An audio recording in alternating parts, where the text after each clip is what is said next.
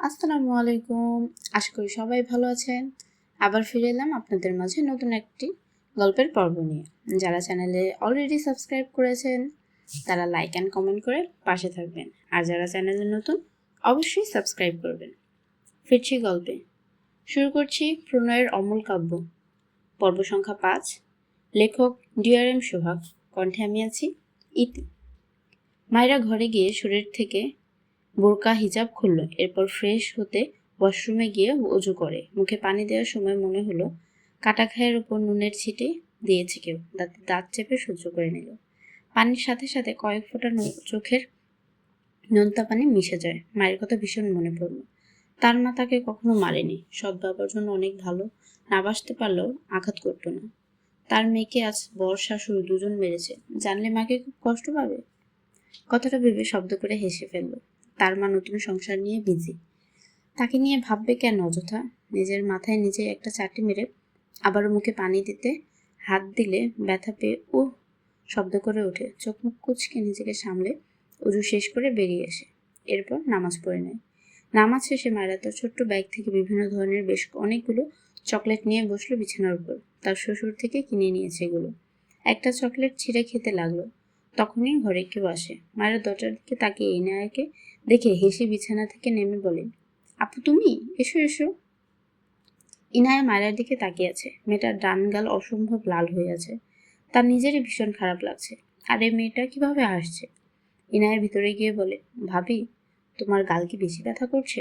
মায়েরা চকলেটে আরেকটা বাইট দিয়ে ইনায়ের হাত ধরে বিছানা বসে বলে, আরে আপু এত ভাবছো কেন?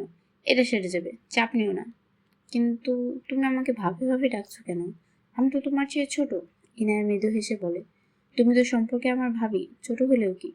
মায়েরা তার চকলেট থেকে অর্ধেকের বেশি চকলেট ইনায়ের দিকে এগিয়ে দিয়ে বলে, আপু খাওয়া স্টার্ট করো, খেতে খেতে বলছি, নয়তো আমি চোখের পলকে সব খেয়ে ফেলবো, তখন তুমি পাবে না। ইনায়া হাসলো। মায়েরা মেয়েটাকে তার ভীষণ রকম পছন্দ হলো। মায়েরা আবারও চকলেটে আরেকটা বাইট দিয়ে বললে, তোমার ভাই তো আমার বউ মানেই না, সেই সম্পর্ক ধরে তুমি ভাবি রাখছো, এসব আমার পছন্দ হচ্ছে না। তুমি আমার সুইট কিউট বড় বোন হয়ে যাও তো, এসব ভাবি টাবি কাটাকুটি।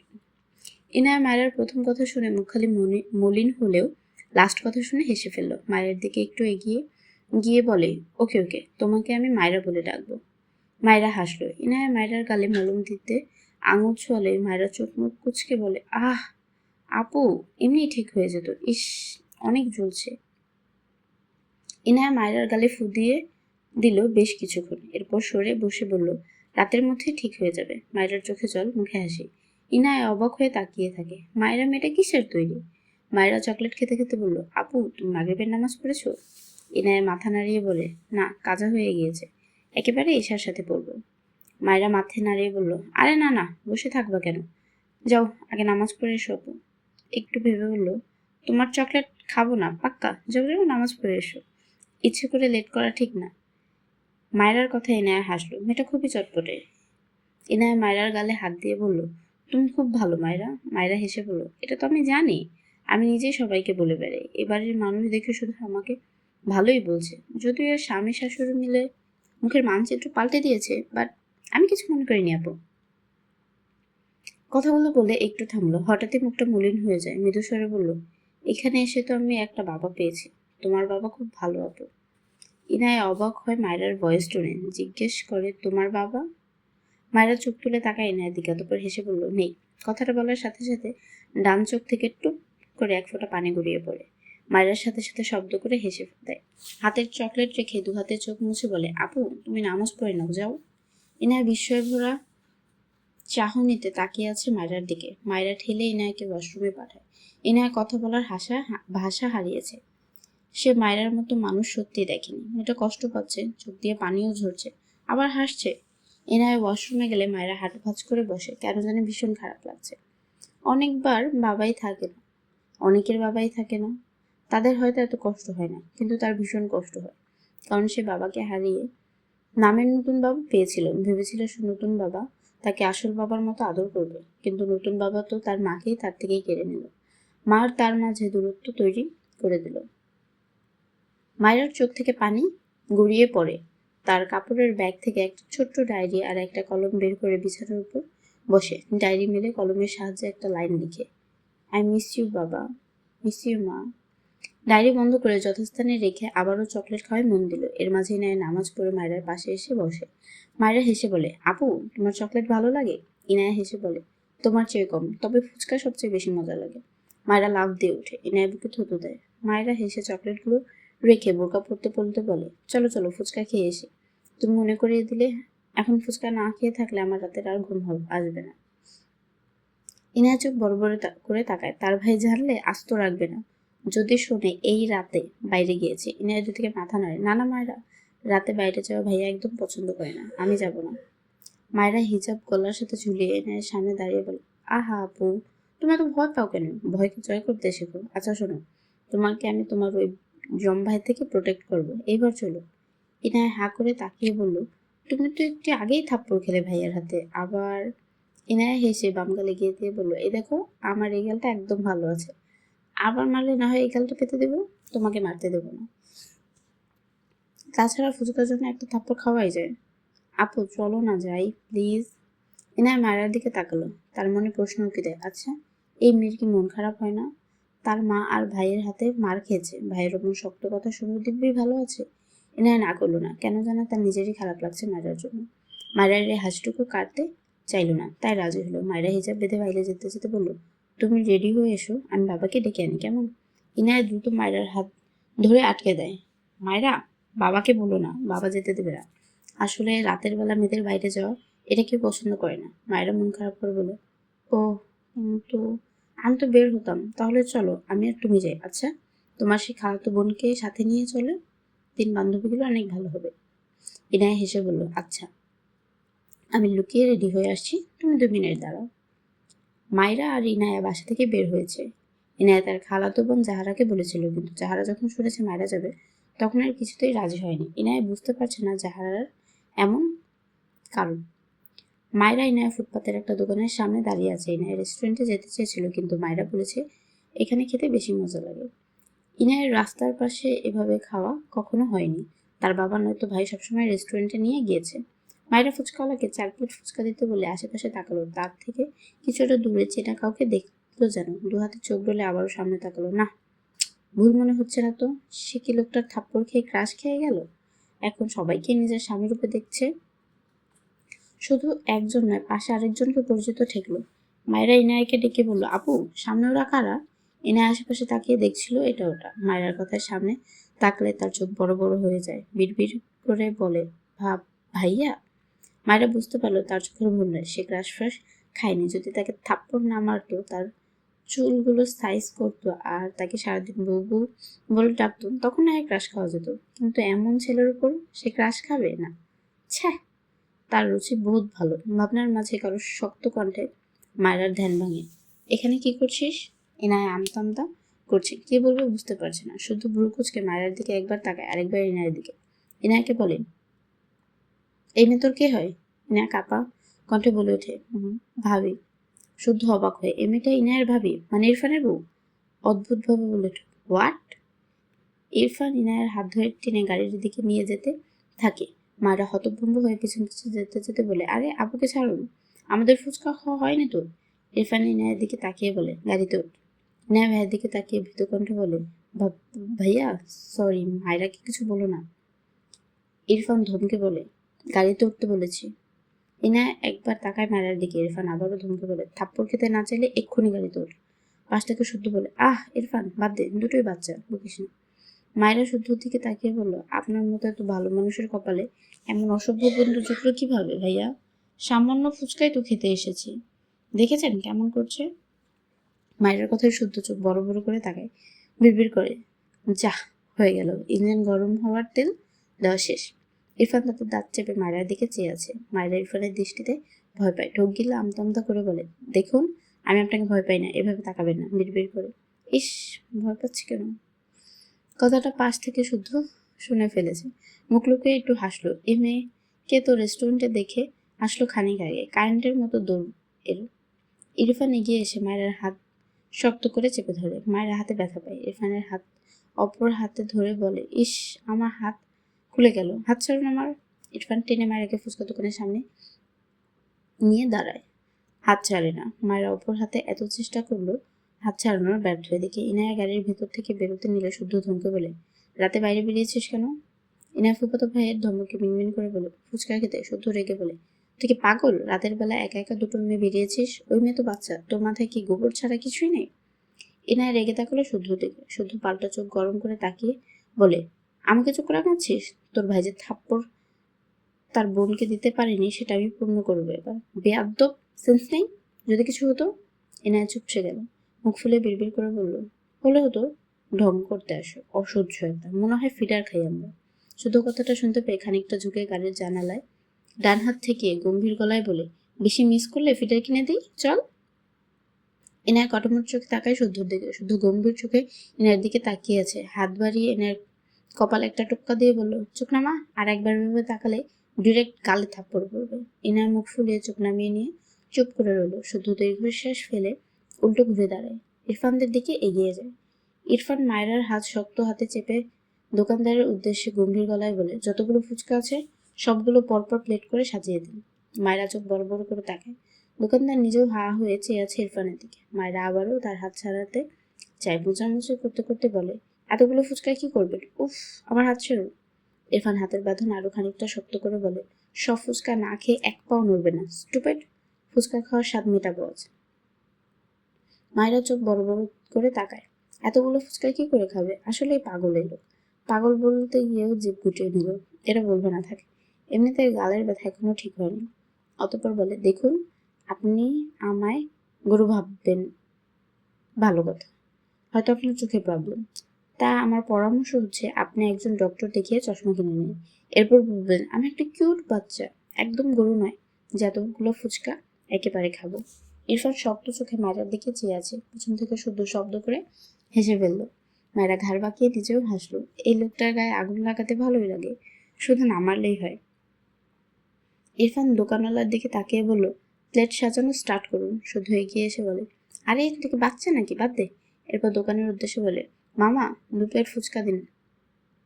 মায়েরা বলে ওঠে, আমি তো 4 প্লেট দিতে বলেছি। শুধু হেসে বলল, ওকে তাহলে 4টে দিন।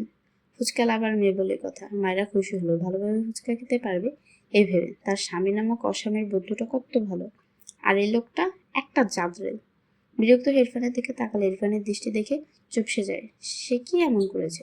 তার ডান হাতটা এত শক্ত করে ধরে রেখেছে, হয়তো রক্ত সঞ্চালন হচ্ছে না ঠিকঠাক। মায়েরা ইনোসেন্ট ফেস বানিয়ে বলল, হাতটা ছাড়ুন প্লিজ।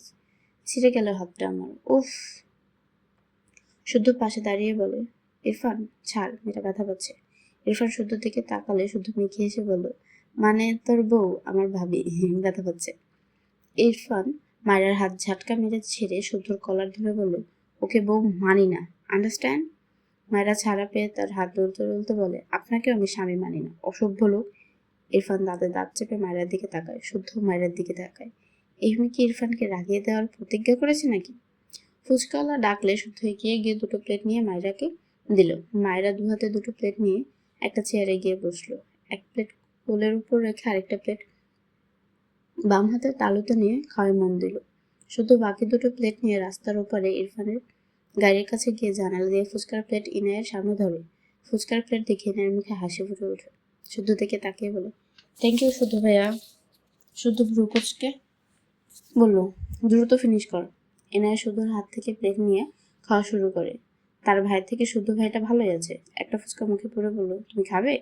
শুদ্ধ ভ্রুকুচকে ফটাফট 3টে ফুচকা মুখে পুরে নিল। ইনায় হা করে চেয়ে আছে। সে জিজ্ঞেস করলো, আর এই লোকটার 3টে ফুচকা খেয়ে দিল? ইনায় প্লেট সরিয়ে বলল, তোমাকে আমি দিয়েছি? জিজ্ঞেস করলাম, এমনি খেয়ে নিলে? খেলে তো খেলে, কতগুলো খেলে? শুধু ঝাল খেতে পারে না, মারাত্মক ঝালেই ফুচকায়। মুখের ফুচকা খেতে তো পারলোই না, পাশে গিয়ে মুখ থেকে সব ফেলে দ্রুত এনার পাশে এসে বলে, পানি দে পানি।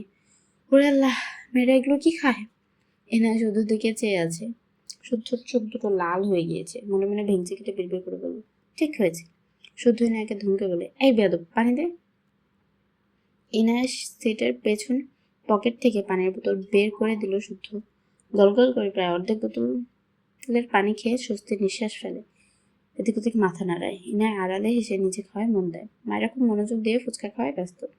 রাস্তার হলদে আলোয় কিছুটা মায়ের মুখে এসে পড়েছে। মেয়েটা কি দারুণ খুশির আমেজে ফুচকা মুখে পড়ছে, যেন অমৃত খাচ্ছে। মুখে এক্সপ্রেশনে এমনই মনে হচ্ছে। ইরফান গম্ভীর মুখাবে মায়রার দিকে চেয়ে আছে। সে বুঝলো না এই রাস্তার ফুচকা পেয়ে কেউ কি করে এতটা খুশি হতে পারে। স্ট্রেঞ্জ। মায়রার ডান গালে চোখ পড়লে দেখলো পুরো গাল ফুলে লাল হয়ে আছে, গালের চারপাশটা জুড়ে। সে আর তার মা দুজনেই মেরেছে মনে পড়লো। ফুস করে শ্বাস ফেলে চোখ বুঝলো। শুদ্ধ মায়রার সামনে দাঁড়িয়ে বলল, তোমার নাম কি? মায়রা খেতে খেতে মৃদু হেসে বলল, জি, মায়রা ইসলাম। শুদ্ধর নজর মায়রার ডান গালে পড়লো। অবাক হয়, হঠাৎই প্রশ্ন করলো, তোমার গালে কি হয়েছে?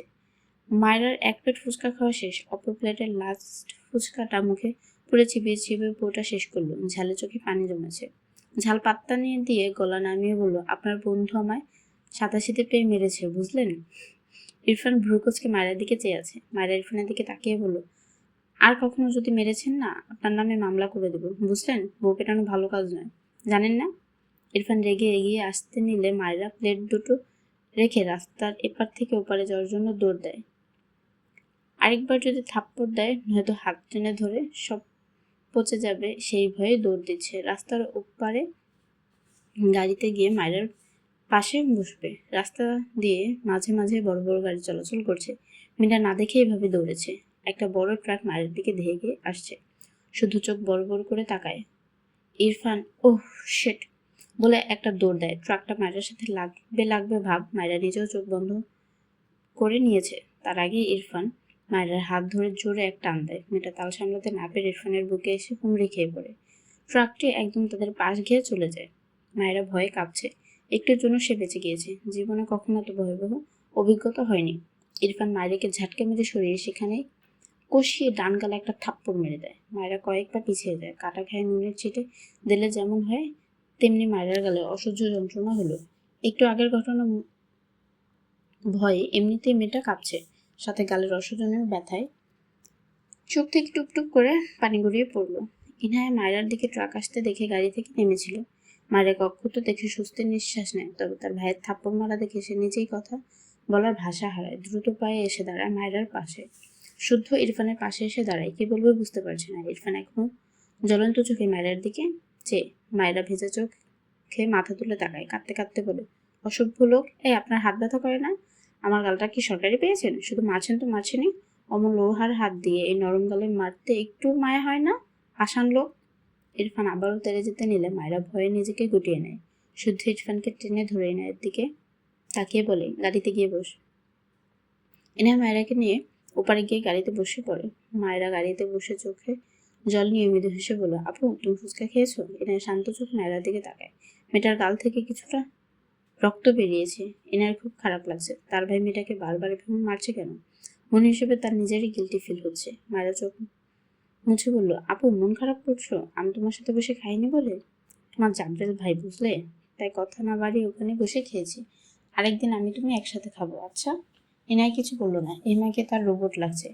মায়েরা অনেকবার ডাকলো। এনার কোনো উত্তর না পেয়ে মুখটা মলিন হয়ে গেল। ঘাড় বাঁকিয়ে গাড়ির জানালা দিয়ে বাইরে তাকালো। সব অন্ধকার। ঠোঁট বাঁকিয়ে মলিন হাসলো। বিড়বিড় করলো, মিস্ত্রি বাবা মা। ইরফান শান্ত চোখে তার গাড়ির পানে চেয়ে আছে। শুধু রেগে বলল, তুমি এটাকে ভেবে মারছিস কেন বলবি? ও তোর হাফ বয়সী একটা মেয়ে, একটু দয়া মায়া বলে কিছুই নেই না কি তোর? ইরফান বেশ কিছুক্ষণ চুপ থেকে শুধু দেখে তাকিয়ে ভ্রু কুচকে বলল, মারলাম কখন? শুধু অবাক হয়ে বলল, মেয়েটার গাল কেটে গিয়েছে। তুই বলছিস মারলি কখন? ইরফান নির্লিপ্ত কণ্ঠে বলল, বাঁচিয়ে শাস্তি দিয়েছে। স্টুপিডদের এভাবেই শাস্তি করতে হয়। আরেকটা গাল অক্ষত আছে, এর জন্য সুক্রিয়া কর। শুদ্ধ অদ্ভুতভাবে তাকালো ইরফানের দিকে। ইরফান তো এমন নয়, শুধুমাত্র রেগে কখনো এভাবে মারার মানুষ ইরফান নয়। রাগ বেশি ঠিক আছে, কিন্তু এভাবে দুপধাপ মারার অভ্যাস তো ইরফানের নেই। তার কলার ধরা পর্যন্ত সীমাবদ্ধ থাকে, সেখানে ওই বাচ্চা মেয়েটাকে দুপধাপ মেরে দিচ্ছে। শুধু ভ্রুকুচকে জিজ্ঞেস করলো, দেখ, যদি একেবারে মেয়েটাকে মানতে না পারিস তবে ডিভোর্স দিয়ে দে, এভাবে দুপধাপ মারিস না। শুনেছি মেয়েটার বাবা নেই, এত কম বয়সে বিয়ে দেওয়ার পর তুই এরকম বিহেভ করছিস। মামা কাজটা একদমই ঠিক করেনি। তুই কেমন জানি তারপর এভাবে বিয়ে দেওয়াটা সত্যি খারাপ হয়েছে। যাকে আমি তোদের ডিভোর্সের ব্যবস্থা করছি। ইরফান শুদ্ধর কলার ধরে দাঁতের দাঁত চেপে বলল, আমার ব্যাপারে নাক গলাতে বলেছি তোকে? শুদ্ধ অদ্ভুতভাবে তাকালো ইরফানের দিকে। সে তো ভালো কথাই বলেছে, এর আবার কি হলো? চোখ ছোট ছোট করে বলল, তোরই তো উপকার করতে চাইছিলাম। ইরফান কিছুই বলল না। শুদ্ধ কলার ছেড়ে গটগট পায়ে এগিয়ে গেল গাড়ির দিকে। শুদ্ধ চিন্তিত মদনে ইরফানের পানে চেয়ে গাল চুলকালো। ইরফানের হাবভাবটা কি? এই বলছে বউ মানে না, আবার ধুপধাপ মেরে দিচ্ছে। ডিভোর্স গলাতে চাইলে নাক গলাতে নিষেধ করছে। কি আজব পাবলিক, এক মানুষ অথচ কত বড় ক্যারেক্টার।